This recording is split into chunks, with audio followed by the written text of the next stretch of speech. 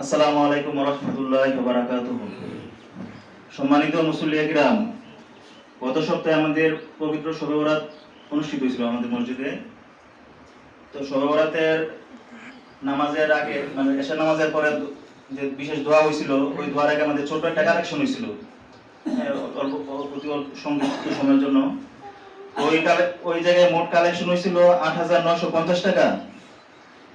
এর মধ্যে ওই দিনই নগদ কালেকশন হয়েছে ৩,২৫০ টাকা, আর বাকি ছিল ৫,৭০০ টাকা।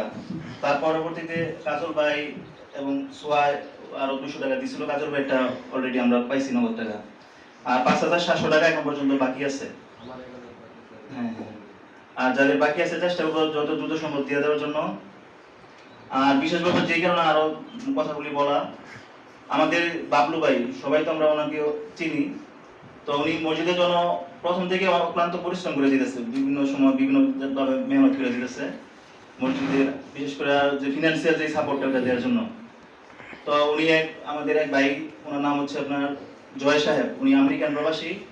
তো ওনার সাথে আলোচনা করছিল মসজিদের ব্যাপারে। তো উনি শুনে মসজিদের জন্য ৫০,০০০ টাকা নগদ দান করছে।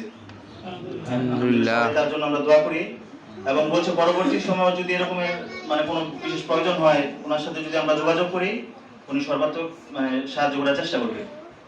ওনার মাধ্যমে আমরা কি ৫০,০০০ টাকা পাইছি অলরেডি। বাবলু ভাই আমাদের ওনার কাছে টাকাটা আছে, ওনার অ্যাকাউন্টে পাঠাইছে, আমাদের মসজিদের অ্যাকাউন্টে পাঠাই দিবে। এখন ওই মসজিদের অনলাইনে একটু সমস্যা থাকার কারণে এখনো মানে পাঠাইতে পারিনি। মনে হয় ক্যাশ টাকাটা খুব সম্ভবত পাঠাই দিছে, আজকে পাঠাই দিবে।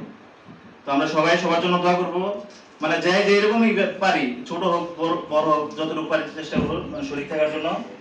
আর সব সময় বিশেষভাবে দোয়া করব যারা এরকমের শ্রম দিয়া বুদ্ধি দিয়া যাই যার অবস্থান থেকে যতটুকু সাহায্য করে, সবার জন্য আমরা সবসময় দোয়া করবো। আল্লাহ তাআলা যেন সবার দানকে কবুল করে।